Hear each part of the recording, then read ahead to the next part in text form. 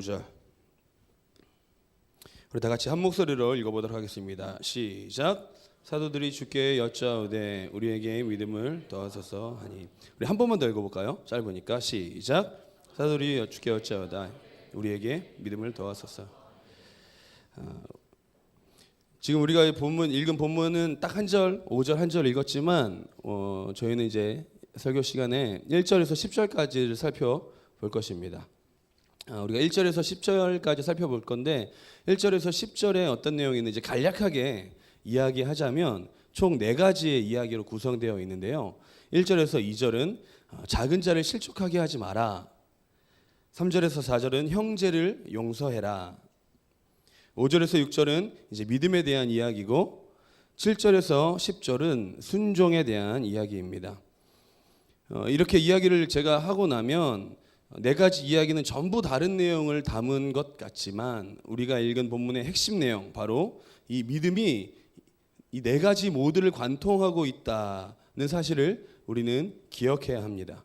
그리고 그 믿음을 연관해서 우리가 본문을 살펴볼 때 우리는 믿음이 무엇인지에 대해서, 믿는 자의 삶의 모습에 대해서 잘 알 수 있게 되는 것이죠. 오늘 설교 제목이 뭔 줄 아십니까? 우리 주보에 나와 있는데 설교 제목이 뭘까요? 믿음은 결과를 만들어낸다. 근데 전도사님, 도대체 이놈의 교회는 맨날 기도해라 맨날 전도해라 하는데 이제는 회사처럼 무슨 결과까지 만들어내라고 말하십니까? 라고 생각하시는 분들이 계실 수 있는데요. 이런 생각 들어도 어쩔 수 없습니다. 왜냐하면 설교의 제목처럼 믿음은 반드시 행위라는 결과가 수반되어야 하기 때문입니다. 성경 말씀 한번 찾아볼게요. 야고보서 2장 22절입니다. 다 같이 읽어보겠습니다. 시작. 믿음이 그의 행함과 함께 일하고 행함으로 믿음이. 하나님께서는 믿음은 반드시 행함과 함께 있어야 하고 행함은 믿음으로 온전하게 된다고 말씀하셨습니다. 결국 오늘 설교의 제목처럼 온전한 믿음은 어떤 결과를 나타내야 된다라고 말하는 것이죠. 어떤 결과죠? 행함이라는 성과를 내야 된다고 말하고 있는 것입니다. 좌우에 계신 분들과 한번 인사하도록 하겠습니다. 겉면의 인사요. 믿음의 결과를 보여주십시다. 사랑하는 여러분, 이렇게 믿음은 결과를 나타내야 한다고 성경은 이야기하고 있습니다. 그렇다면 오늘 살펴볼 누가복음 17장 1절에서 10절이 어떻게 믿음과 연관되어 있는지 한번 살펴봅시다. 그래서 여기에서 같이 함께 예배하고 있는 모든 청년들이 믿음을 행함으로 나타낼 수 있는, 행함의 결과를 맺을 수 있는 저 여러분들이 되기를 소망합니다. 믿음은 어떤 결과를 만들어내는가? 첫 번째, 따라해 봅시다. 믿음은 실족하지 않게 하는 것이다. 자, 우리 1절, 2절 다 같이 읽어볼게요. 시작. 예수께서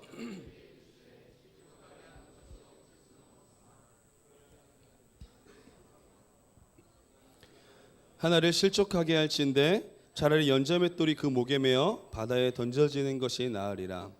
여러분, 실족하게 한다는 말이 뭔 뜻일까요?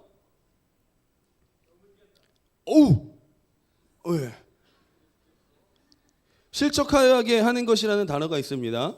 이 단어의 원어를 살펴보면 덫 아시죠? 덫? 장애물이라는 원어가 그런 뜻을 가지고 있습니다. 덫이 하는 역할이 뭐예요? 붙잡아 두는 거죠. 어디 못 가게. 가는 길을 가지 못하게 잡아주는 것이 덫이고요. 장애물이 뭡니까?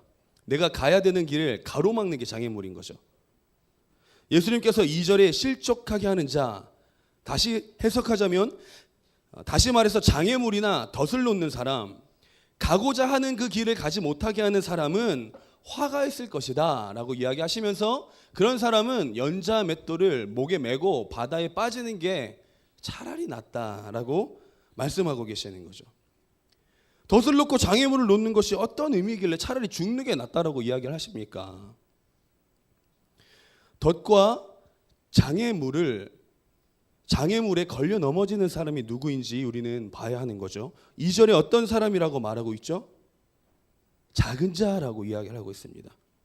이 작은 자는 누구를 이야기하는 걸까요? 오늘 우리가 살펴보는 말씀은 누가복음 17장인데 마가복음 9장에도 비슷한 말이 나오고 있습니다.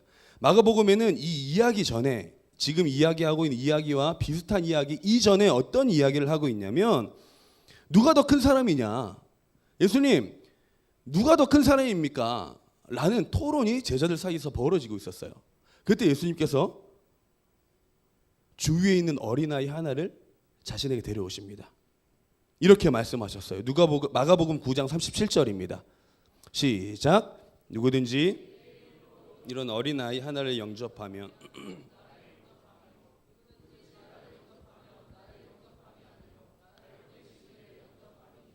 아멘.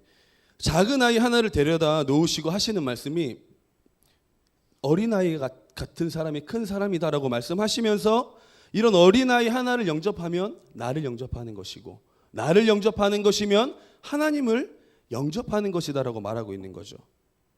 이 작은 자, 이 어린아이 같이 약하고 상처받기 쉽고 손길이 필요하고 도움이 필요한 자들이라고 작은 자가 그런 사람들이라고 예수님께서 말씀하고 계시는 거죠.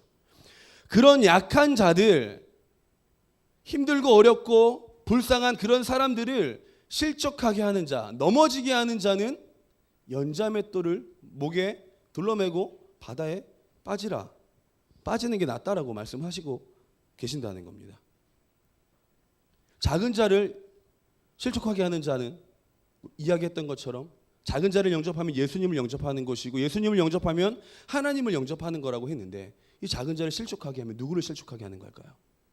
예수님을 실족하게 하는 것이죠. 그렇다면 예수님이 실족하게 되면 하나님을 실족하게 하는 사람이 된다는 겁니다. 사랑하는 여러분, 가슴에 손을 하나 만들어 놓으시고 한번 손을 한번 들어보십시오. 나는 남들에게 상처 준 적이 없다라고 갑자기 누가 이렇게 절대 자신 있게 나는 상처 주고 산다 이렇게 얘기하시는, 혹시 나는 특별하게 상처를 막 주고 살아온 적이 없다라고 생각하시는 분들 계십니까? 그렇다면 당신의 조장한테 한번 물어보세요. 조장분들, 혹시 난 상처를 준 적이 별로 없다라고 생각하시는 분들 계시면 여러분들의 팀장한테 한번 물어보십시오. 팀장들, 간사님한테 물어보시고, 간사님들, 저에게 지금 물어보면 전 100가지라도 이야기할 수 있습니다. 우리는 무조건 우리와 관계 맺고 있는 사람들을 실족하게 할 수밖에 없는 사람들이죠. 본문 1절에서 주님께서 실족하게 하는 일이 없을 수는 없다라고 정확하게 이야기하고 계십니다. 무슨 말일까요? 왜 실족할 수밖에 없게 만들까요? 사람은. 왜냐하면 우리는 태어나면서부터 죄인이니까요. 여러분, 어린 아이들의 가짜 울음 아십니까? 눈물도 나지 않고 슬프거나 필요한 것도 아프지도 않은데 가짜로 울면 부모가 와서 뭘 막 챙겨주려고 하고 관심을 가져주려고 하고 애를 쓰려고 하는 거죠. 그 애들이 다른 친구들한테 가짜로 울면 엄마가 다 해준다 라는 이야기를 들었겠습니까? 아니요, 말도 못하는 그 아이들은 그런 거짓된 행동을 깨우치는 거죠, 스스로. 누구가 가르쳐주지 않아도 아이들은 저절로 거짓말을 하면서 그렇게 살아갑니다.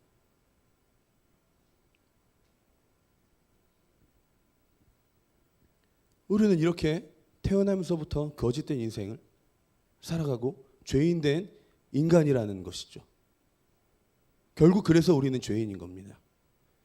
죄가 세상에 가득하기 때문에 우리는 어쩔 수 없이 우리 주위에 있는 사람들을 실족하게 하고 상처 주고 넘어뜨릴 수밖에 없는 사람이라는 것이죠. 예수님이 이 말씀을 하셨던 시대도 똑같습니다.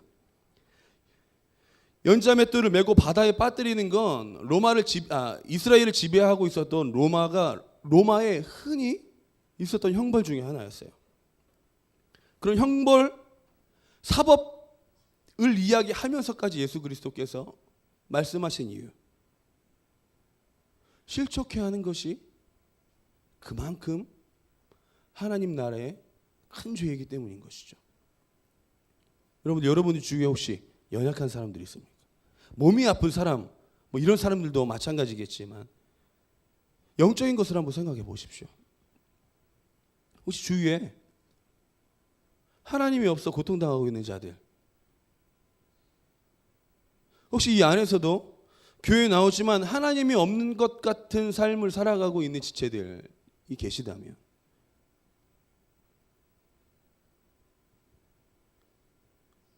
우리가 그들을 도와야 한다는 것이죠.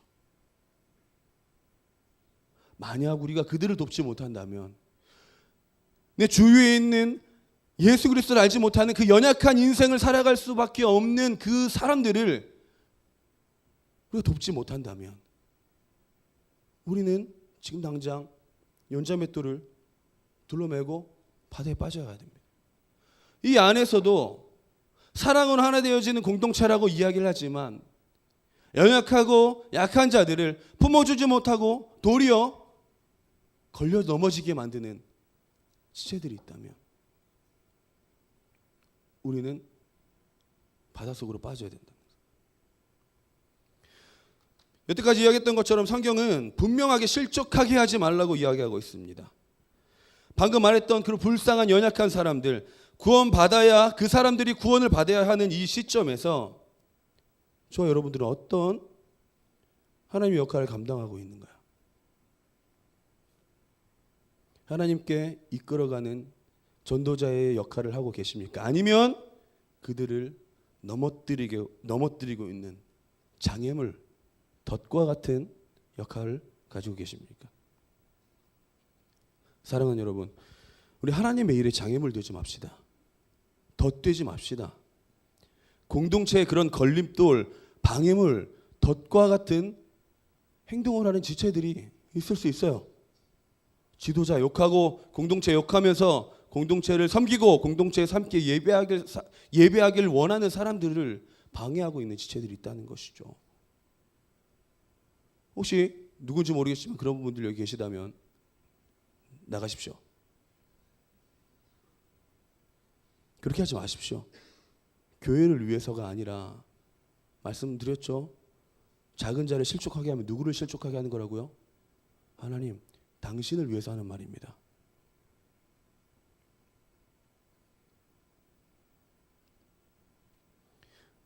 교회 다니는 사람들뿐만 아니라 교회 바깥에 있는 사람들에게도 마찬가지죠. 실족하게 하지 맙시다. 교회 다니는 사람으로 우리가 교회를 다니는데 저 사람 왜 저래? 이런 말을 들어서는 안 되지 않겠습니까? 여러분, 지금 한국 교회가 개독교라고 욕을 먹고 목사가 먹사라고 욕을 먹는 이유가 뭡니까? 예수 믿지 않는 사람처럼 살아서 그들이 다 실족하지 않았습니까? 그렇다면 우리는 그렇게 살지 말아야지. 실족하게 하지 말고 하나님의 나라가 펼쳐지는데 방해가 되어지면 안 되는 것이죠. 여러분, 연자의 맷돌 뭔지 아세요? 이스라엘의 맷돌은 나귀가 끌었습니다. 1톤짜리예요. 그렇게 실족하는 자는 그만큼 큰 죄를 범하고 있다는 것이죠. 우리 저기 계신 분들과 한번 권면하며 또 이야기를 해보도록 하겠습니다. 실족하게 하지 마십시다. 우리 말이나 행동이나 삶을 통해서 믿지 않는 자들이 실족하는 것이 아니라 우리의 믿음의 결과로 실족했던 사람들이 다시 한번 은혜의 자리로 나올 수 있는 그런 삶의 모습들이 저와 여러분들에게 있기를 소망합니다. 그런 삶의 열매, 믿음의 열매를 만들어내십시오. 실족하게 하는 결과가 아니라 실족한 자들을 다시 회복시키는 저와 여러분들 그런 믿음의 삶을 살아가기를 소망합니다. 믿음은 어떤 결과를 만들어내는가? 첫 번째는 실족하지 않게 하는 것이죠. 두 번째 믿음은 용서라는 결과를 나타내야 됩니다. 우리 3절 4절 한번 읽어보도록 하겠습니다. 3절 4절 시작. 너희는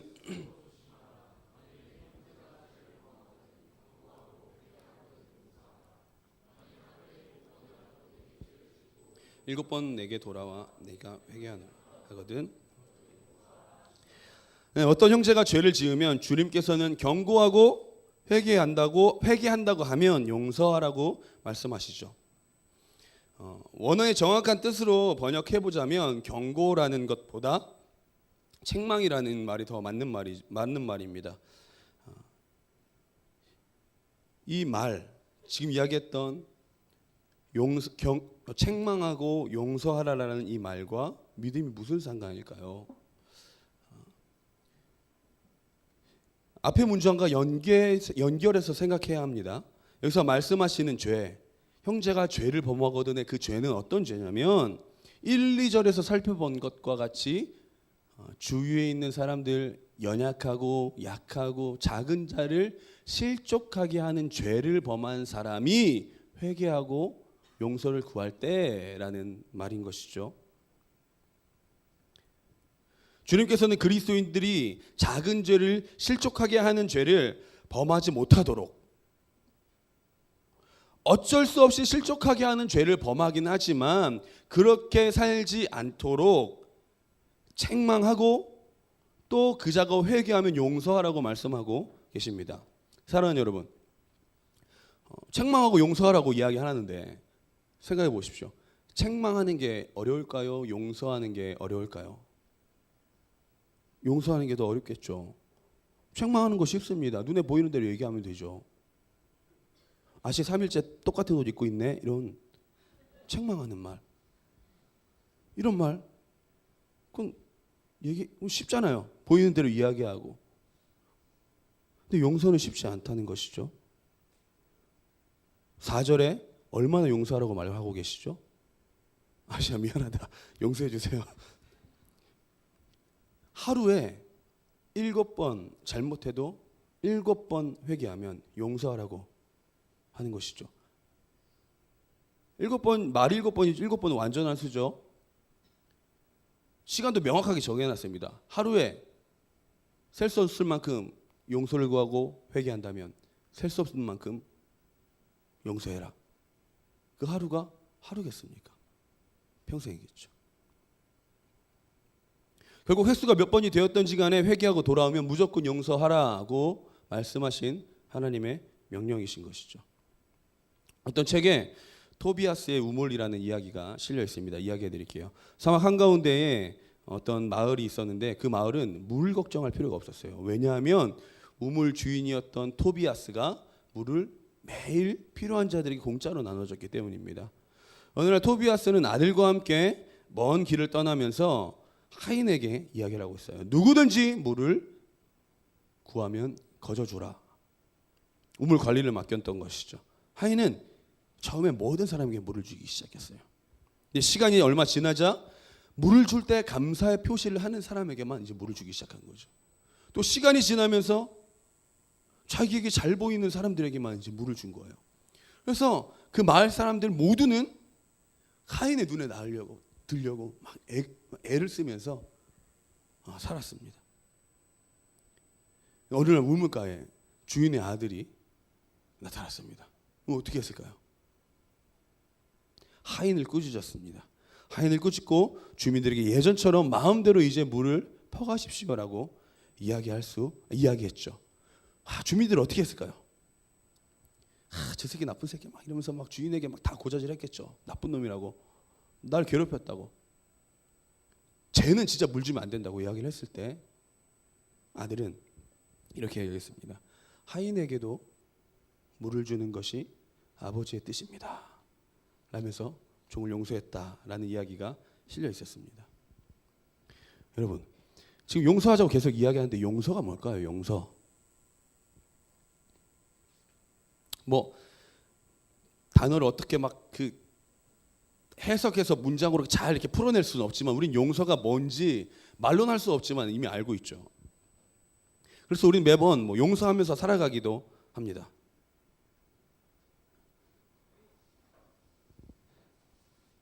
우린 매일매일 이렇게 용서하면서 살아야 돼야 되는데 용서가 쉬울까요? 우리는 다 용서하고 살아갑니까? 아니죠. 우리는 어떤 부분은 용서하고 있지만 어떤 부분은 용서하지 못하는 부분도 있는 것이죠. 어려운 것입니다. 용서는.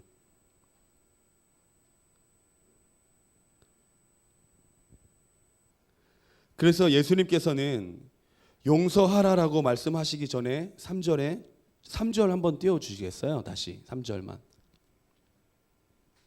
제일 처음에 뭐라고 되어 있죠? 용서하라 이전에 제일 처음에 너희는 스스로 조심해라. 형제를 실족하게 하는 것은 큰 죄이기 때문에 그런 죄를 짓지 않도록 조심하고, 만약 네 형제가 죄를 범하거든 용서해라.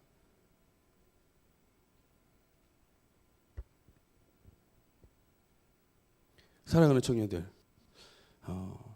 특히 리더들은 용서하시길 소망합니다. 리더들 실족하게 하는 사람들이 있거든요. 혹시 실족하고 있는 리더들이 있다면 하루에 7번이라도 용서하십시오.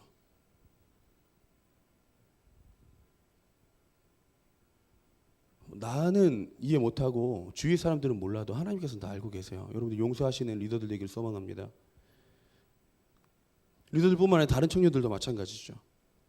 용서하십시오.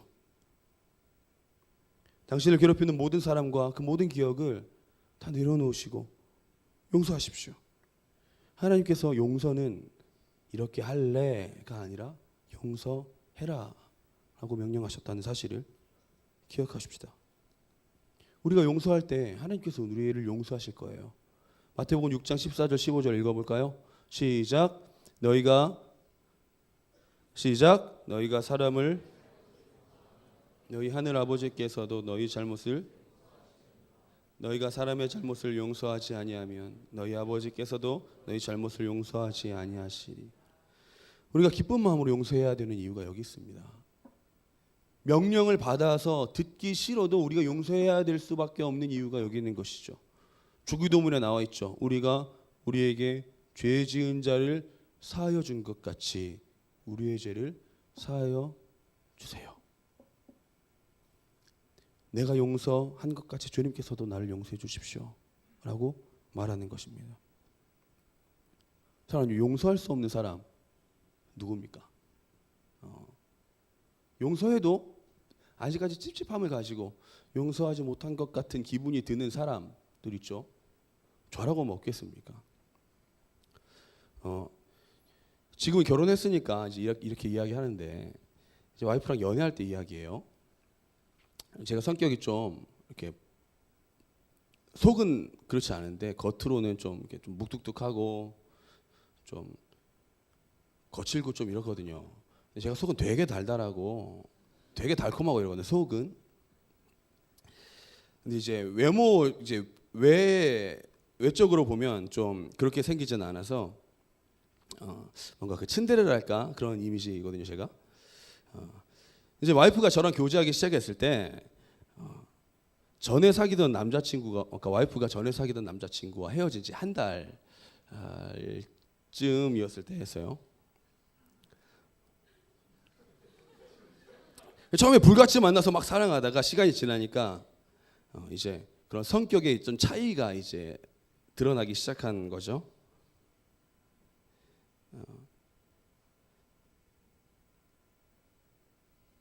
얘기를 해도 된다고 이제 허락을 맡았는데 막상 얘기하니까 좀 두렵네요. 그 와이프의 전 남자친구는 되게 다정다감하고 달달한 사람이었습니다. 근데 저는 이제 그렇게 그 사람과는 다르고 투박하고 좀 거칠고 표현 못하는 사람이었는데, 감성적인 사람과 사귀다가 저같이 투박한 사람하고 사귀다 보니 와이프가 조금 힘들었나 봐요. 이제 그런 어려움이 이제 좀 있었는데, 하나는 와이프의 핸드폰을 보겠습니다. 형제분들 열지 마세요. 네, 그냥 열지 마시고 그냥 네. 저는 이제 뭐 카톡 보고 그런 건 아닌데 이제 사진을 이렇게 좀 본다고 보고 있었는데, 같이 찍은 사진을 이렇게 보려고 막 사진을 넘기고 있었는데 카톡 캡처가 몇 장 있는 거예요. 되게 달달한 내용이어서 저와 함께 한 이야기인 줄 알았는데, 와이프가 저와 사귀고 있던 도중에 그 남자한테 연락이 와서 그 달달한 그 멘트의 그 카톡을 자기도 모르게 캡처 해놨더라고요. 그것을 본 순간 제가 막 화가 나더라고요, 처음에. 나중에는 이해되더라고요. 완전 반대되는 사람을 만나니 얼마나 힘들었을까. 물론 머리로는 이해합니다. 머리로는 이해하지만 이게 제 가슴에 아직도 상처예요. 그게 한 5년 전쯤 4년 전쯤 되는 일인데 아직도 상처죠. 막 꿈에 나와요. 이름도 기억나고 얼굴도 기억합니다. SJK군 잘 살고 있나? 네. 이럴 때마다 우리는 용서해야 되고 내려놓아야 되고 품어야 될 것을 알지만, 교제하고 계신 분들이 핸드폰 뒤지지 마세요. 모르는 게 편합니다. 네, 다시 머리는 이해되고 용서할 수 있지만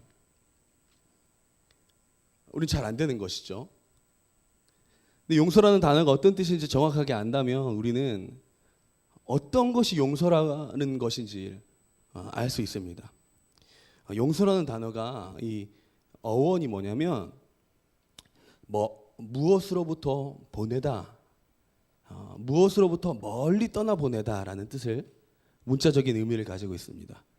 이게 법적인 용어로 사용되어지면 이혼하다 혹은 탕감하다라는 의미가 있는데, 용서란 것은 결국 멀리 보내는 거예요. 돌아오지 못하도록. 갈라서는 거고 다시는 기억하지 않는 탕감된 빛과 같은 그것이 바로 용서라는 것이죠. 여러분들이 지금 용서하지 못하고 계신 분들 계십니까? 누굽니까? 사역자? 전도사입니까? 아니면 당신의 조장이나 팀장입니까? 부모입니까? 그들이 당신에게 어떤 잘못을 했고 어떤 상황이나 어떤 환경을 만들어줬는지는 모르지만 성경은 당신에게 이렇게 이야기하고 있습니다. 누가복음 6장 37절입니다. 시작. 비판을 받지 않을 것이요 정죄하지 말라. 그럼 너희가 용서하라. 그리하면 너희가 용서를 받을 것이요. 사랑하는 여러분, 남을 위해서 용서하는 것이 아닙니다. 용서는 당신 스스로를 위해서 용서하는 거예요. 하나님은 어떤 사람이든 하나님의 마음으로 용서하길 바라시는 것이죠. 여러분들이 어떤 상황과 어떤 환경을 거쳐왔는지는 모르지만 하나님께서는 지금 용서할래가 아니고 용서해라 라고 명령하고 계십니다. 이 사실을 기억하고 내 안에 상처를 준 모든 사람들 용서할 줄 아는 저 여러분들이 되기를 소망합니다. 이제 1절에서 4절을 지나서 이제 5절, 6절로 가게 되는데요. 5절, 6절은 믿음에 대해서 이야기하고 있습니다. 주님께서 실족하게 하지 말고 용서해라라고 이야기한 이후에 5절의 제자들이 뭐라고 하고 있는지 한번 읽어보도록 하겠습니다. 5절 시작. 사도들이 주께 여짜오되 우리에게 믿음을 더하소서 하니. 예수님의 말씀을 들었던 제자들, 실족하게 하지 말고 용서하라는 예수님의 말씀을 듣자마자 제자들이 하는 말이 뭘까요? 주님, 믿음을 주세요. 사랑하는 여러분, 제가 왜 실족하게 하지 않는 것과 용서하는 것이 왜 믿음과 연관되어 있다고 이야기하는지 아시겠습니까? 주님의 명령을 실천하는데 힘든 거예요. 실족하게 하지 않게 하는 것과 용서하는 것이 어려운 거죠. 할 수 없다는 말이에요.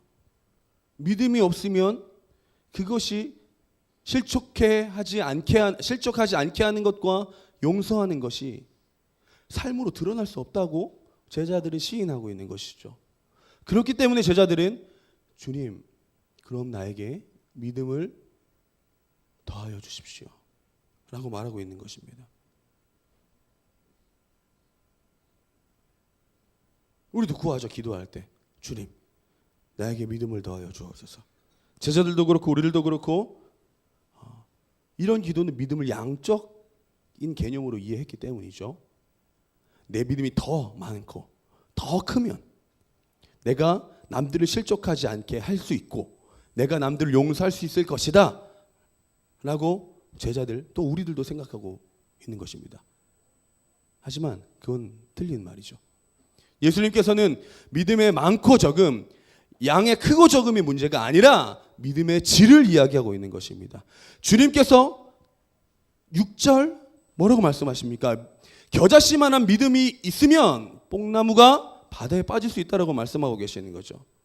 겨자씨만한 믿음, 눈에 보이지도 않고 찾을 수도 없는 그 조그만 믿음이라도 있으면 우리는 그런 기적 같은 일을 할 수 있는 능력이 생긴다는 말입니다.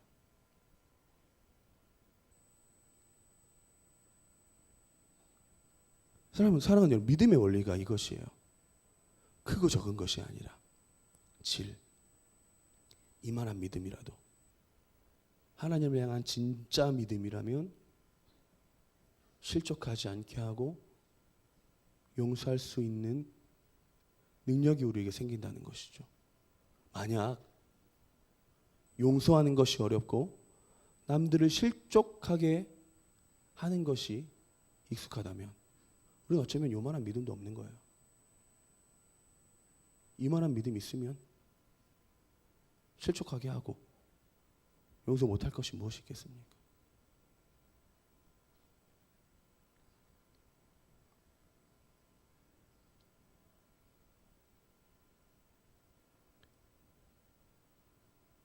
이 자그마한 씨앗을 통해서 자그마한 겨자씨를 심으면 자그마한 게 나올까요?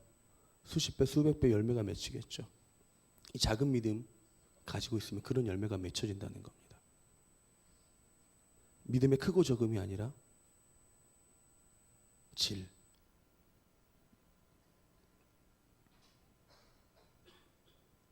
그런 이 작은 믿음과 같은 진실한 믿음이 우리 안에 있을 때 우리 삶에서는 실족해 하지 않는 것, 용서하는 것 뿐만 아니라 더 많은 것들의 삶의 열매가 맺혀지겠죠. 믿음의 열매를 맺고 싶으시죠? 그렇다면 겨자씨만한 믿음, 진실한 믿음, 그 믿음을 하나님께 구하는 저와 여러분들이 되기를 소망합니다. 믿음의 결과 세 번째입니다. 따라합시다. 믿음은 순종이다. 한 번 더. 믿음의 결과는 순종이다. 갑자기 믿음에 대한 이야기를 하다가 왜 다른 이야기를 할까요? 이렇게 생각할 수 있겠지만 굉장한 긴밀한 연관성이 있습니다. 예수 그리스도의 제자 된 삶을 살아가는 자들에게는 우리가 여태까지 살펴본 이야기로서 먼저 형제를 서로 용서하고 포용해야 된다고 말하고 있는 것이죠. 내 주위에 있는 형제들과 수평적인 관계를 올바르게 쌓아야 한다라고 말하고 있는 것입니다. 이제는 수평적인 관계를 넘어서 수직적인 관계를 바로 세우길 원하시는 하나님의 말씀이시죠. 7절에서 10절 다 같이 한번 읽어보도록 하겠습니다. 7절에서 10절 시작.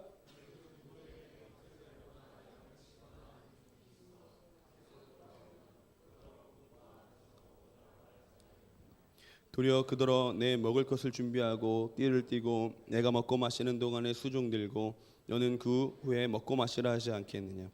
명한대로 하였다 하고 중에 감사하겠느냐.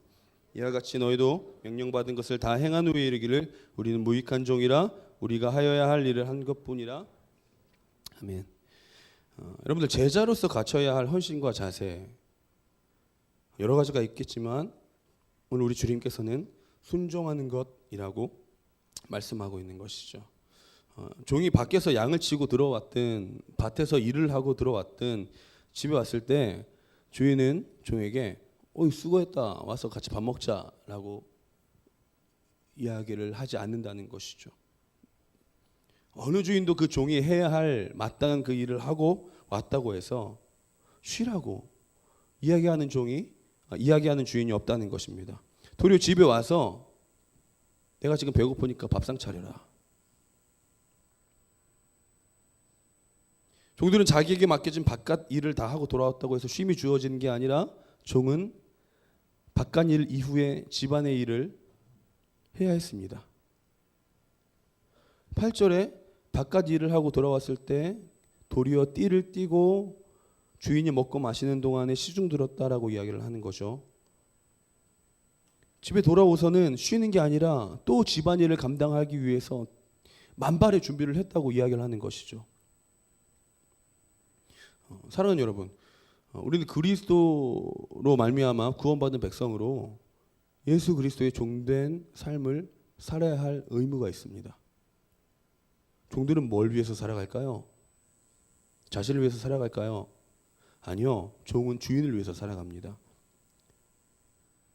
양을 치는 것도 주인을 위해서 치는 거고, 밭 일을 하는 것도 주님을 위해서 하는 것이죠. 자기 유익을 위해서 열심히 밭을 갈고 양을 친다는 게 아니라는 겁니다. 여기는 우리도 마찬가지죠. 지금 당신이 공부를 열심히 해야 되는 이유가 뭡니까? 내가 잘 살기 위해서? 아니요. 우리 주인 되시는 예수 그리스도를 위함인 것이죠. 당신이 지금 돈을 벌어야 되는 이유가 뭡니까? 당신이 좋은 옷 입고 좋은 차 사고 좋은 것 먹고 마시기 위해서요? 아니요. 당신이 돈을 벌어야 하는 이유는 예수 그리스도, 우리 주인 되신 예수 그리스도를 위함입니다. 따라해 봅시다. 내가 돈 버는 이유는 예수를 위함이다. 내가 공부하는 이유는 예수를 위함이다. 우리가 좋은 성적을 받든 나쁜 성적을 받든, 좋은 직장에 다니든 좋지 못한 직장에 다니든, 돈을 많이 벌든 적게 벌든, 모든 것은 다 주를 위함인 것이죠. 자신의 주인을 위하여 사는 모습이 바로 진짜 종의 모습, 순종하는 자의 모습이라는 겁니다. 10절 우리 다 같이 읽어볼까요? 시작. 이와 같이 너희도 명령받은 것을 다 행한 후에 이르기를 한 일을 한 것뿐이라 할지니라. 내가 나 때문에 돈을 버는 건 순종하는 것이 아닙니다. 내가 나를 위해 공부 열심히 해서 좋은 성적을 받는 건 순종이 아닌 것이죠. 내가 나를 위해서 좋은 직장에 가고자 한다면 그것은 절대 순종이 아니라고 말하는 것입니다. 순종이란 내가 하는 모든 행동과 생각과 마음이 다 주를 위함에서부터 시작하는 것이라고 성경이 이야기하고 있는 것이죠. 한번 생각해 보세요. 양 100마리를 치는 종하고 양 10마리를 치는 종이 있는데, 양 100마리 치는 종이 야 내가 더 큰 사람이다 라고 말할 수 있겠습니까? 밭 100평을 갈아야 되는 종이 밭 10평을 갈아야 되는 종에게 야 내가 100평 가니까 내가 더 큰 사람이다 할 수 있겠냐고요. 아니 저 같으면 그래 니 잘났다, 100마리 쇠 빠지게 먹여봐라, 100평 쇠 빠지게 밭 갈아봐라, 좋겠다. 저 같으면 이렇게 이야기할 것 같다는 거죠. 지나 나나 종인데 100평 갈든 1000평 갈든 100마리 맡고 있든 10마리 맡고 있든 지나 나나 똑같은 종인데 내 것도 아니고 다 주인 건데 뭐 잘났다고, 뭐 그렇게 해먹을 게 있겠다고, 뭐 그렇게 자기가 영광 받을 수 있는 게 있겠다고. 사랑하는 여러분, 세상의 기준으로 보면 좋은 직장 나쁜 직장 있습니다. 좋은 학교 나쁜 학교 있습니다. 돈 많으면 능력 있다는 소리 듣고 돈 적으면 없으면 능력 없다는 소리 들을 수 있습니다. 근데 이런 유치한 싸움은 방금 이야기했던 것처럼 누가 더 일 많이 하는 종인지 내기하는 거랑 똑같은 거예요. 사랑하는 여러분, 순종은 내가 다니고 있는 직장이나 학교가 좋든 나쁘든 내 통장에 잔고가 많건 적건 그것과는 상관없이 우리가 있는 자리에서 최선을 다해 살아가는 것이 순종이라는 것이죠. 주님께서 나를 보내신 곳에서 그리스도인의 모습으로 살아가는 것, 예수의 종된 모습으로 우리의 삶을 최선을 다해 살아가는 것부터 순종이다라고 성경은 이야기하고 있는 것입니다. 그렇게 사는 것이 10절에 보면 우리가 해야 될 일을 하는 것뿐입니다 라고 이야기하고 있는 것이죠.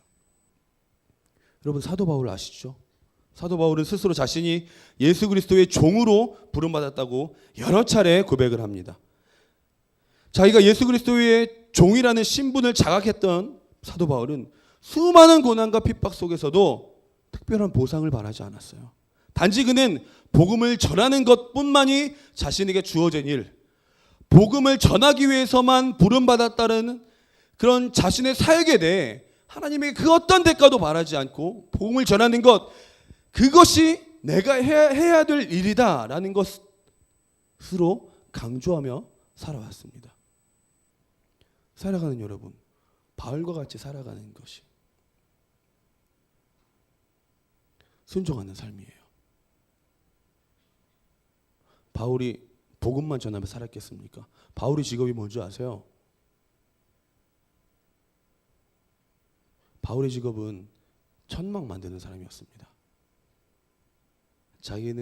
바울은 천막 만드는 일을 최선을 다해서 하면서 주의 나라를 위해, 주의 복음을 위해 최선을 다해 살아갔던 사람이란 것이죠. 지금 당장 여러분들에게 다학교 공부 때려치고 다 신학교 들어가라 라고 말하는 게 아닙니다. 여러분들이 있는 그 자리에서 유치원 선생님으로, 학생으로, 직장인으로서 지금 여러분들이 있는 그 자리에서 최선을 다해서 살아가는 것이 순종이라는 것이죠. 사랑하는 여러분, 우리는 사도 바울처럼 복음의 빚진 자로 살아가야 합니다. 우리 공동체 전도 많이 하죠. 리더들 수십 번씩 거절당하고 모욕당하면서 전도하고 있습니다. 그리고 새벽마다 이 강단 위에 올라와서 기도합니다.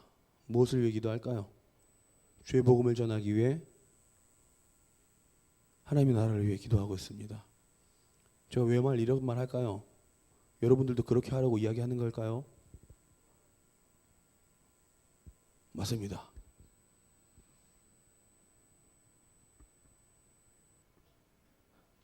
비록 열심히 애쓰고 사역하는 리더들 같지는 않아도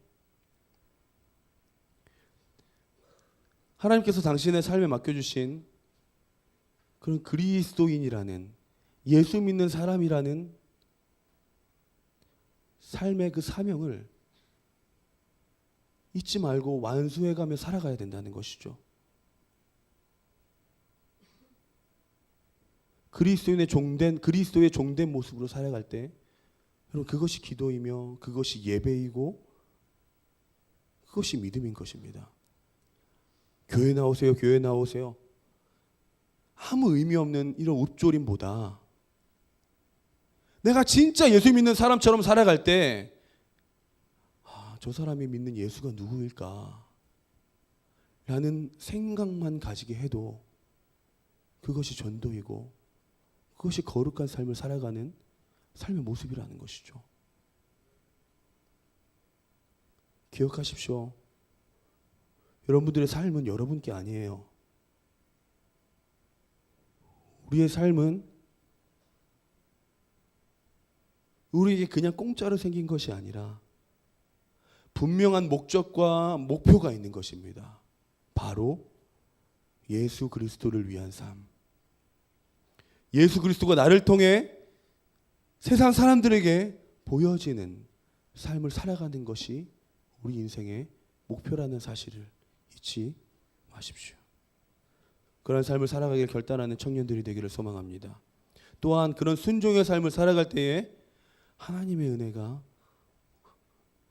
우리의 삶 가운데 가득하게 임하기를 소망합니다. 설교를 정리하도록 하겠습니다. 믿음은 결과, 믿음은 성과를 나타내야 된다고 제가 이야기를 했습니다. 믿음은 실족하게 하지 않는 것이죠. 믿음은 용서하는 것입니다. 믿음은 순종하는 것입니다. 우리가 읽은 본문처럼 우리는 방금 이야기한 실족하게 하지 않는 것과 용서하는 것과 순종하는 것을 우리의 힘으로 할 수 없는 것입니다. 그 사실을 인정한다면 우리는 하나님께 기도할 수밖에 없어요.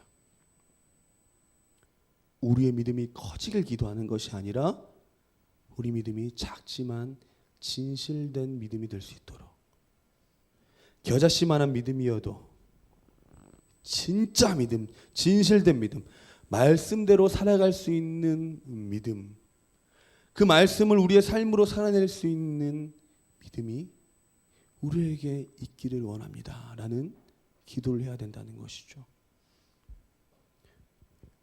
그런 겨자씨만한 참된 믿음이 저와 여러분들에게 있기를 소망합니다.